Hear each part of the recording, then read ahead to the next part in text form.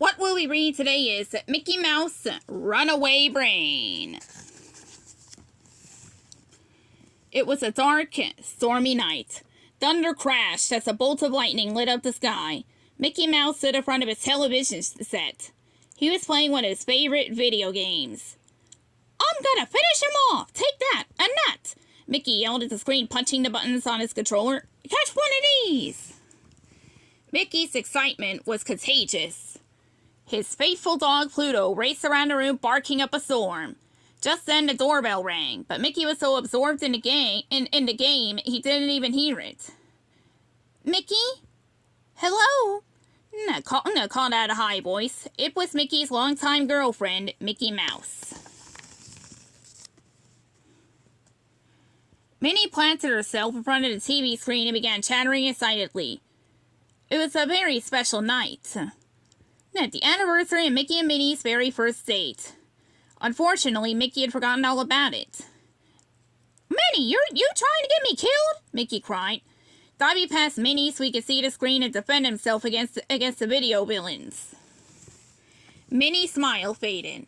How can Mickey forget the most romantic day of their lives? It was unthinkable. "Ooh, well, from now on you can date your stupid video games," Minnie said in a huff. "Uh-oh," thought Mickey. He hated to upset Minnie. He had to think of a way to set things right. Just then, Mickey spotted an ad in the newspaper. It was for a free game of miniature golf. "I got everything planned. You see, I was saving it for a surprise," he told Minnie, holding up the paper. "Ta-da!" Reluctantly, Minnie peeked at the paper. She saw an ad, but it wasn't for miniature golf. It was for a Hawaiian cruise. Minnie thought Mickey was taking her on an exotic vacation. "Oh, Mickey, you're so sweet," she gushed, giving him a kiss and skipping out the door.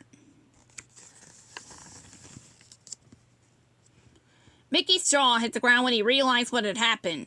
He couldn't disappoint Minnie, but how would he pay for a Hawaiian cruise? Luckily, Pluto had an idea. He brought Mickey the want ads. "Earn $9.9999 for a mindless day's work," read Mickey. "Oh boy, I'm back in business." With his newspaper in hand, Mickey went in search of the address, 1313 Lobotomy Lane. It wasn't long before he reached a tall, dark building. "This is it," said Mickey, double-checking the address in the paper. He quickly slipped on a tie and rang the doorbell. Suddenly, Mickey fell through a trap door in the front step.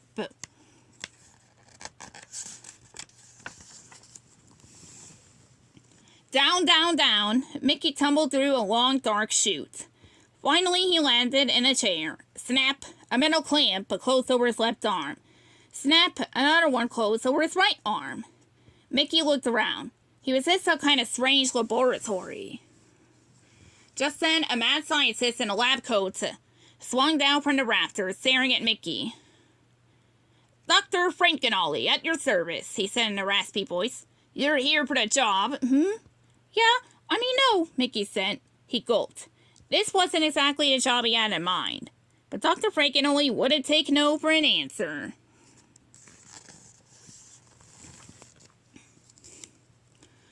"Let me introduce your co-worker," the doctor said, hitting a switch. "I made him myself." Within minutes, an enormous, snarling monster emerged from a hole in the floor. "Yah!" Mickey screamed. The doctor stuck a helmet on Mickey's head. Julius, baby," Dr. Frankenolly said to the monster. "Daddy's found you a brand new brain." Mickey couldn't believe his ears. Dr. Frankenolly was going to put his brain into the monster's body. Suddenly, the doctor pulled a lever. Zap! Sparks flew through the air. "Oh my gosh, I'm not myself," said Mickey after the dust settled. His brain was in the body of the monster, and the monster's brain was in Mickey's body.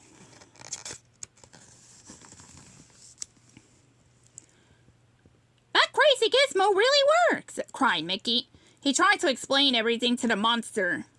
You, monster!" "No, it's me, Mickey Mouse," he said, pulling out his wallet and pointing. "That's me next to my girlfriend, Minnie." The monster fell in love with the picture of Minnie. Minnie, he chanted, escaping from the lab. Meanwhile, in a surf shop downtown, Minnie flipped through racks of colorful bathing suits, searching for the perfect suits to wear on a cruise to Hawaii. Just then, the monster, in Mickey's body, crashed through the front door of the store. Mickey, in the monster's body, followed close on his heels. With a shriek, Minnie began pelting Mickey with a flipper. Then she pulled the monster outside. She didn't realize that the real Mickey was stuck inside the monster's body.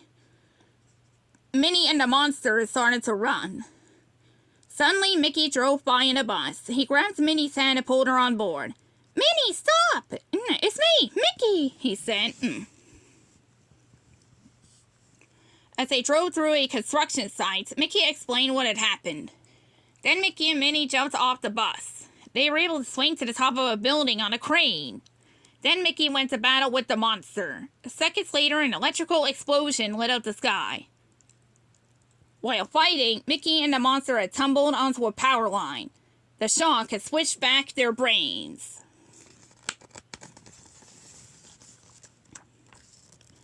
Later that day, Mickey and Minnie set sail for Hawaii. The cruise didn't cost Mickey 1 penny. That's because the monster towed them the whole way. "You're so romantic," Minnie said, giving Mickey a great big kiss.